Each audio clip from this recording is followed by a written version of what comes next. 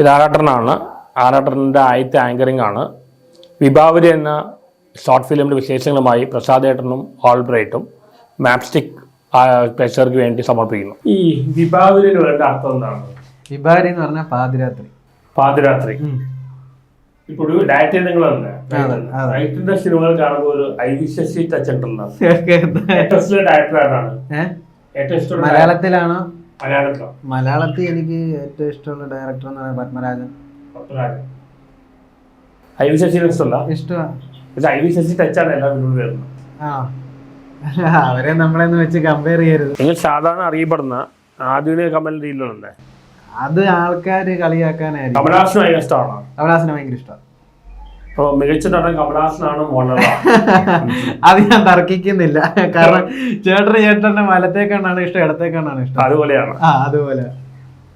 പിന്നെ പ്രസാദേട്ടൻ നമ്മളെ മറ്റേ ഈ അമ്പലപ്പുഴയിൽ വെച്ച്.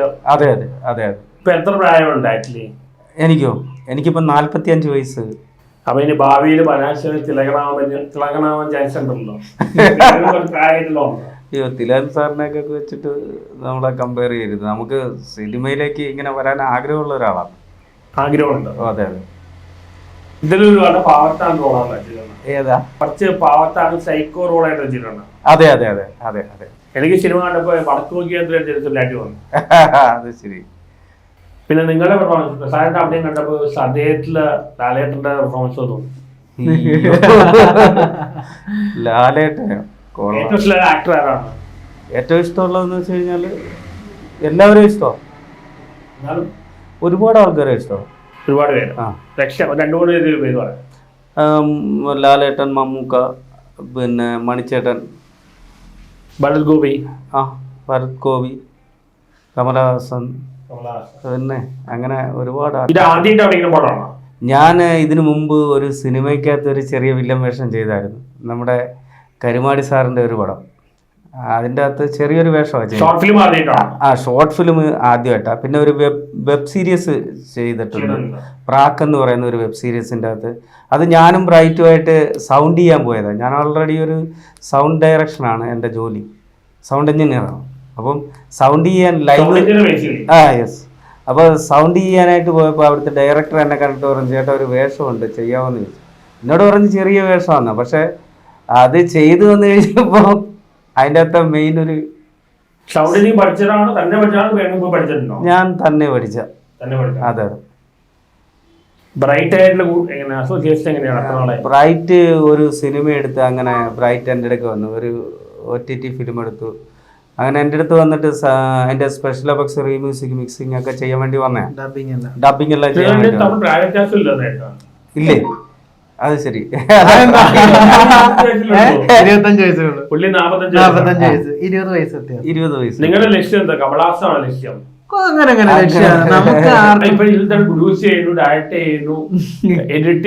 അത് പ്രസാദേട്ടൻ, രതീഷേട്ടനെ പോലെയുള്ള ആളുകൾ എന്നെ സപ്പോർട്ട് ചെയ്യുന്നു. എന്നെ പിന്നിൽ എനിക്ക് വേറെ 2 കൈകൾ എന്നെ സപ്പോർട്ട് ചെയ്യുന്നവരുണ്ട്.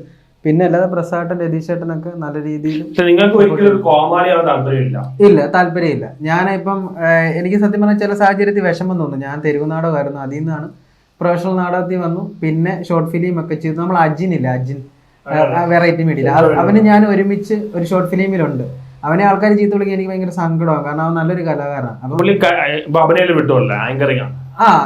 എനിക്ക് അവനെ വെച്ചിട്ട് ഒന്ന് വിളിച്ചാൽ കൊള്ളാമെന്നുണ്ട്. പക്ഷെ അവനിപ്പം വേറൊരു ലെവലായി നിൽക്കുന്നുണ്ട്. നമുക്ക് എനിക്കും ക്യാരക്ടർ റോളുകളാണ് കൂടുതൽ ഇഷ്ടം. അപ്പം കുറച്ച് വിവാദം പ്രശ്നമൊക്കെ വന്നപ്പോൾ എനിക്ക് ഭയങ്കര സങ്കടമായി. കാരണം നമുക്ക് നല്ലതെന്ന് പറയിപ്പിക്കാനായിട്ട് ഭയങ്കര പാടാണ്. പക്ഷെ ഒരു ചീത്ത എന്ന് പറയിപ്പിക്കാനായിട്ട് ഒരു നിമിഷം പോലും. ചീത്ത എന്ന് പറയാൻ അങ്ങനെ ഒരു നെഗറ്റീവ് ചെറുതായിട്ടുണ്ട്. എൻ്റെ 2 പ്രശ്നങ്ങൾ ഉണ്ടായി. എനിക്ക് എല്ലാരും എന്താ പറയാ, എനിക്ക് ഈ പെരേരയൊക്കെ പറയുന്നത് സൂപ്പർ സ്റ്റാർ എന്ന് പറയാൻ ഒന്നും എനിക്ക് അങ്ങനെ എനിക്ക് താല്പര്യം. അവരെ കൊള്ളാം കേട്ടോ, അവനെ അഭിനയിക്കാൻ അറിയാം. അല്ലെ, അവൻ നല്ലൊരു അയ്യോ അവർ അത്രയൊന്നും ഇല്ല. ഈ കാലം വേണ്ട, അതൊന്നും വേണ്ട. എല്ലാരും നന്നായി പറഞ്ഞത്. അതിപ്പം എത്ര വലിയ നില എത്തിയാലും അപ്പൊ നിങ്ങൾക്ക് അങ്ങനെയാണെങ്കിൽ പൈസയോട് ഫെയിമിനോട് വലിയ ആർത്തിയില്ല. ഇല്ല, പൈസയോടും എനിക്ക് വലിയ ആർത്തിയില്ല. കാരണം എനിക്ക് നിങ്ങൾ കലാകാരനോട് അറിയപ്പെടുന്നു. അതെ, അത് അറിയപ്പെടുന്നു. ഇപ്പൊ നമ്മൾ ജോലി ചെയ്യുന്നതിന് ഒരു ശമ്പളം ഉണ്ടല്ലോ. പക്ഷെ ഞാൻ നാളെ ഈ ഞാൻ പറയണം, നാളെ എത്ര വലിയൊരു പൊസിഷനിൽ എത്തിയെന്ന് പറഞ്ഞാലും ഞാൻ ആരുടെ അടുത്ത് ഒരു ഡിമാൻഡ് പറയില്ല. അവരെന്താണോ എനിക്കിരുന്നത് അതെ. നിങ്ങൾ പ്യൂർലി കലയാണ് സ്നേഹിക്കുന്നത്. അതെ, കലയാണ് ഇഷ്ടം. ഇതിലൂടെ ജീവിച്ചു പോകാനാണ് ഞാൻ ആഗ്രഹിക്കുന്നത്.